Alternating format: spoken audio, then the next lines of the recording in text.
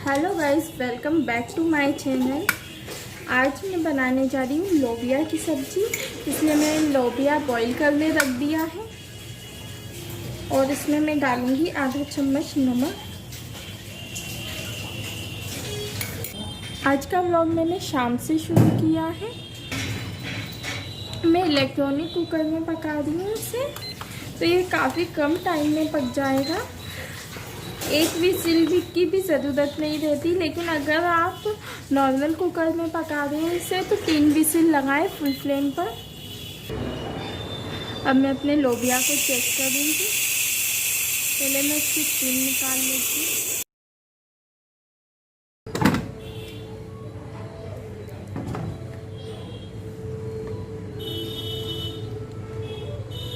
लोबिया कुक हो गया है। अब मैं इसकी सब्ज़ी बना लूँगी। लोबिया की सब्ज़ी बनाने के लिए कढ़ाई में मैं डालूँगी थोड़ा सा तेल। यहाँ मैं 4 छोटे चम्मच तेल डाल रही। तेल गरम हो गया है, इसमें आधा चम्मच डालेंगे जीरा। एक मीडियम साइज अनियन डालेंगे जिसे बहुत ही बारीक बारीक कट किया हुआ है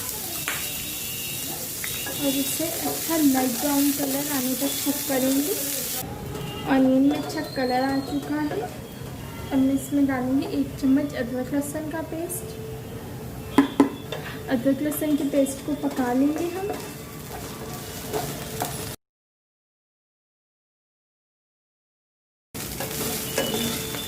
अदरक लहसुन का पेस्ट भी अच्छी तरीके से कुक हो चुका है।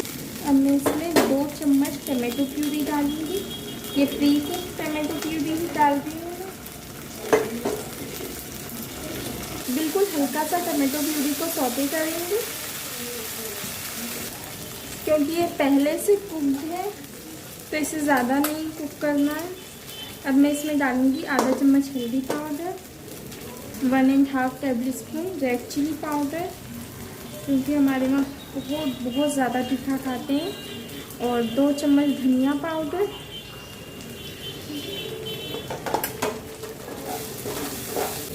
और मसालों को कुक करने के लिए बिल्कुल थोड़ा सा पानी। अब हम मसालों को जब तक पकाएंगे जब तक ये अच्छी तरीके से ऑयल नहीं छोड़ देते।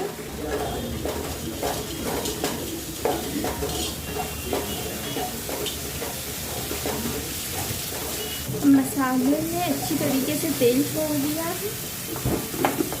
अब मैं इसमें डालूंगी स्वाद अनुसार नमक। मैं थोड़ा सा नमक लोबिया को बॉईल करते टाइम डाला था, इसलिए ज़्यादा नमक नहीं डालना है।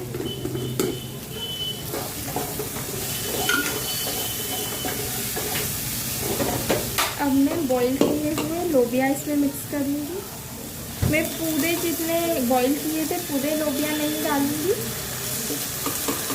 बाकी के बचा के रखूँगी, किसी और रेसिपी में यूज़ कर लूँगी। अब हमें जितनी ग्रेवी चाहिए उससे थोड़ा सा ज़्यादा मात्रा में इसमें पानी डाल दूँगी। अब मैं अपनी सब्ज़ी में एक बॉईल आने दूँगी। मेरी सब्ज़ी में बॉईल आ चुका है। मैं इसमें डालूँगी आधा चम्मच गरम मसाला। इसे मिक्स करके अब मैं इसे बिल्कुल मध्यम आंच पे करके 2 मिनट के लिए ढककर पकाऊंगी। अब मैं अपनी लोबिया की सब्ज़ी को चेक करूंगी। लोबिया की सब्ज़ी रेडी है मेरी।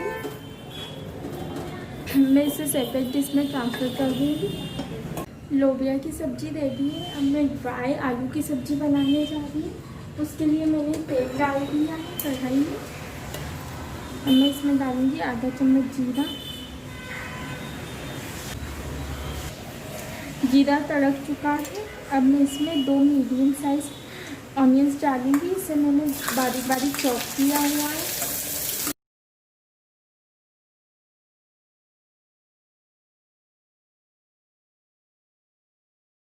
ऑनियंस को सिर्फ ट्रांसपेरेंट होने तक पकाएंगे हम।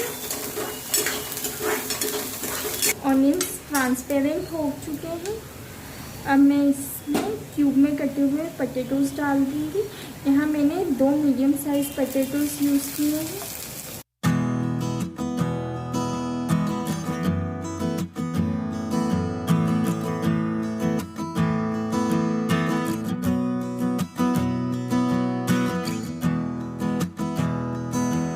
अब मैं इसमें डालूंगी स्वाद अनुसार नमक,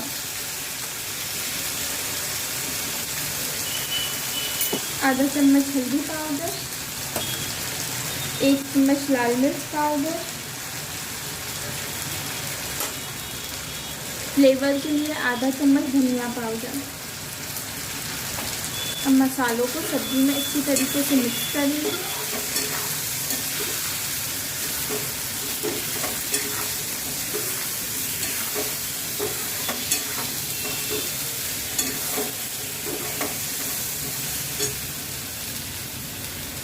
वैसे हम बाकी सब्जियों में गरम मसाला एंड में डालते हैं, लेकिन ये वाली सब्ज़ी बहुत जल्दी कुक हो जाती है, इसलिए इसमें आधा चम्मच गरम मसाला भी मैं अभी ही ऐड कर दूंगी। अब सभी मसालों को आपस में अच्छी तरीके से पहले मिक्स करेंगे।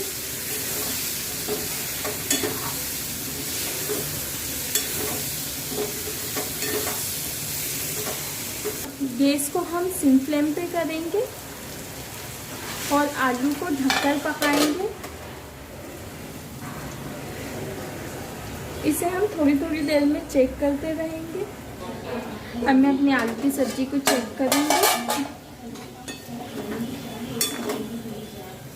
आलू अच्छी तरीके से कुक हो चुकी है, मेरी सब्ज़ी रेडी है। मैंने इसे बीच बीच में चलाते हुए पकाया है। देखिए कितनी सिंपल सी और कितनी जल्दी रेडी हो जाती है ये वाली सब्ज़ी। और इस सब्ज़ी का टेस्ट भी थोड़ा डिफरेंट होता है, क्योंकि इसमें ऑनियन थोड़ी ज़्यादा क्वांटिटी में होते हैं, तो थोड़ी सी तीखा मीठा ऐसा टेस्ट आता है। आप लोग ज़रूर ट्राई करना। आज मैं तंदूरी रोटी बनाने वाली हूँ, तो मैंने सोचा आपको उसकी भी रेसिपी शेयर कर दूँ। यहाँ हम तंदूरी रोटी बनाने के लिए नॉर्मल रोटी से थोड़ा ज़्यादा बड़ा पेड़ा लेंगे।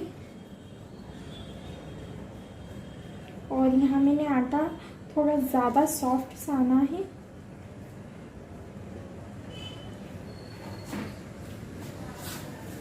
और आटे की डस्टी लेकर रोटी को थोड़ा सा बेल लेंगे, बस इतना ही ले लेंगे और एक्स्ट्रा आटा उसमें से हटा देंगे। अब एक साइड रोटी के मैं पानी लगाऊंगी और पानी लगाते लगाते इस तरीके से उसे थोड़ा सा बड़ा कर दूंगी। अब रोटी थोड़ी बड़ी हो गई है। गैस पर मैंने तवा गर्म होने के लिए रख दिया है। अब जिस साइड मैंने पानी लगाया था उस साइड मैं रोटी को डाल के तवे पे हल्के हाथों से चिपका दूंगी। इसमें थोड़े से बबल आने का वेट करूंगी तो जब तक दूसरी रोटी बेल लूँगी। अब रोटी में देखिए थोड़ा सा बबल्स आ गए हैं। अब मैं इसे एकदम सिम फ्लेम पर करके कुछ देर पकाऊंगी। अब रोटी एक साइड कुक हो चुकी है। रोटी ऊपर से एकदम ड्राई हो जाए इसका मतलब वो एक तरफ से कुक हो चुकी है। अब दूसरी तरफ मैं इस तरीके से तवे को उल्टा करके अपनी रोटी को सेकूंगी।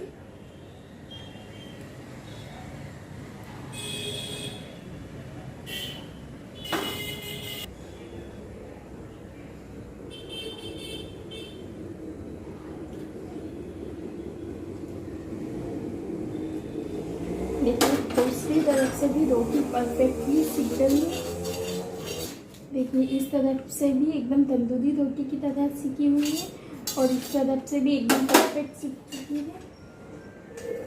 अब मैं इसमें घी लगा दूंगी गरम गरम रोटी पर ही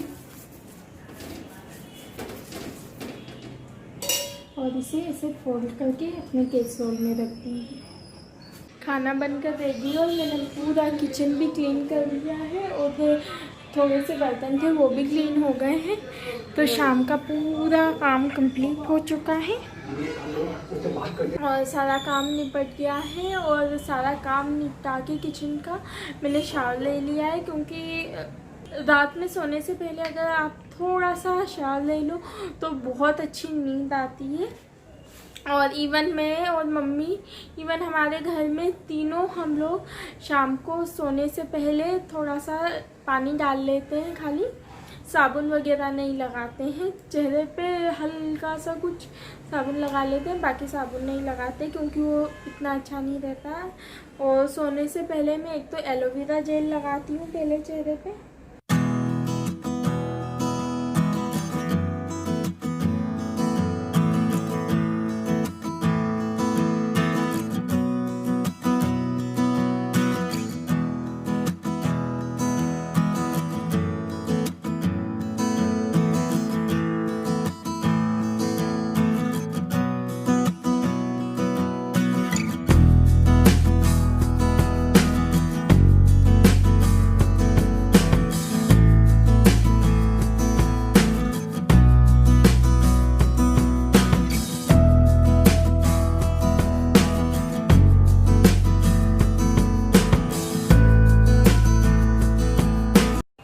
इस तरह से हाथों को रख करके मैं चेहरे पे जो उसकी हीट रहती है उसे अच्छे से इस तरीके से कर देती हूँ।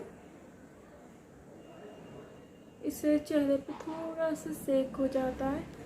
और एलोवेरा जेल लगाने के बाद मैं कोई भी लाइट मॉइस्चराइज़र यूज़ करती हूँ चेहरे पे। अभी तो ये निविया का सॉफ्ट लाइट मॉइस्चराइज़र लगा दी हूँ।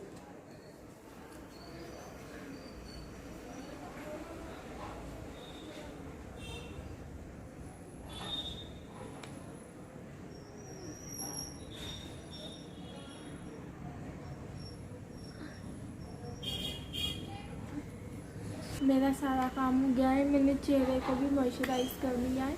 और मुझे आप लोगों को एक और बात बतानी है, मैं अभी डाइटिंग कर रही हूँ कंटिन्यू। मैं सिर्फ दाल ले रही हूँ और नाश्ते में ओट्स और इसी टाइप की डाइट की ही चीज़ें ले रही हूँ, लेकिन तो भी मेरा वेट इतना कम नहीं हो रहा है जितना होना चाहिए। क्योंकि अगर आप बिल्कुल भी रोटी ना खाएं और सिर्फ दाल की डाइट लें तो आपका वेट काफ़ी तेज़ी से कम होने लगता है, लेकिन मेरे साथ ऐसा नहीं हो रहा है और ये चीज़ मुझे समझ में नहीं आ रही है। और मैं सोच रही हूँ कि मुझे किसी एक्सपर्ट से सजेशन लेना चाहिए, क्योंकि इतना ज़्यादा डाइट करने के बाद अगर आपका वेट कम नहीं हो रहा है तो इसके पीछे कोई ना कोई रीज़न है। वैसे अभी ज़्यादा टाइम नहीं हुआ है, मैंने अपनी फुल बॉडी चेकअप करवाया था। मेरा कोलेस्ट्रॉल भी नॉर्मल है, शुगर भी नॉर्मल है और बाकी सब चीज़ें नॉर्मल है। लेकिन जब मुझे टाइफाइड हुआ था तब मेरी प्लेटलेट्स काफ़ी ज़्यादा बढ़ गए थे। हो सकता है कि उसकी वजह से कोई प्रॉब्लम हो रही हो। और जब मुझे टाइफाइड हुआ था उसके 15 दिन बाद ही लॉकडाउन लग गया था और मुझे 15 दिन बाद अगेन वहाँ पर चेकअप के लिए जाना था। लेकिन जब मैंने डॉक्टर को कॉल किया तो उन्होंने मुझे कहा कि अभी आपके लिए घर पे ही रहना बेस्ट होगा, तो मैं अगेन अपने चेकअप्स भी नहीं करवा पाई। तो अभी मुझे कंफर्म भी नहीं है कि ये प्रॉब्लम किस वजह से हो रही है। वैसे मैंने पहले टाइफाइड से पहले अपना चेकअप करवाया था, सोनोग्राफी करवाई थी और तब डॉक्टर ने मुझे बताया था कि मुझे पीसीओडी की प्रॉब्लम है। आई थिंक उसकी वजह से मेरा वेट कम नहीं हो रहा है। और अभी मैं एक्सरसाइज भी नहीं कर पा रही हूँ प्रॉपर, थोड़ा बहुत करती हूँ लेकिन थक जाती हूँ और मुझे फीवर हो जाता है, तो उस वजह से मेरी एक्सरसाइज हो ही नहीं पा रही है ढंग से। और इतना ज़्यादा थक जाती हूँ मैं कि मैं दिन भर कोई इतना ज़्यादा काम भी नहीं कर पाती। पहले मैं काफ़ी ज़्यादा एक्टिव रहती थी, लेकिन अब वो नहीं हो पा रहा है। शायद इस वजह से मेरा वेट कम नहीं हो रहा है। थोड़ा बहुत वेट कम हुआ है पर बहुत ज़्यादा नहीं हुआ। मैं देखूँगी, किसी एक्सपर्ट से सजेशन लूँगी, किसी डॉक्टर से कंसल्ट करना पड़ेगा मुझे इस बारे में, क्योंकि वेट लॉस होना बहुत ज़्यादा इम्पॉर्टेंट है, स्पेशली मेरे लिए, क्योंकि मुझे पहले ही पीसीओडी है। और अगर आपका वेट ज़्यादा बढ़ता है तो पीसीओडी की प्रॉब्लम बहुत ज़्यादा बढ़ जाती है, तो उसके लिए मुझे डॉक्टर से कंसल्ट करना ही पड़ेगा। वैसे भी मुझे सोनोग्राफी में 60 mm का सिस्ट बताया था, तो हो सकता है वो उसके वजह से भी प्रॉब्लम हो रही हो, क्योंकि टाइफाइड का इलाज चला था तब वो वाली गोलियां मेरी बिल्कुल बंद हो गई थी।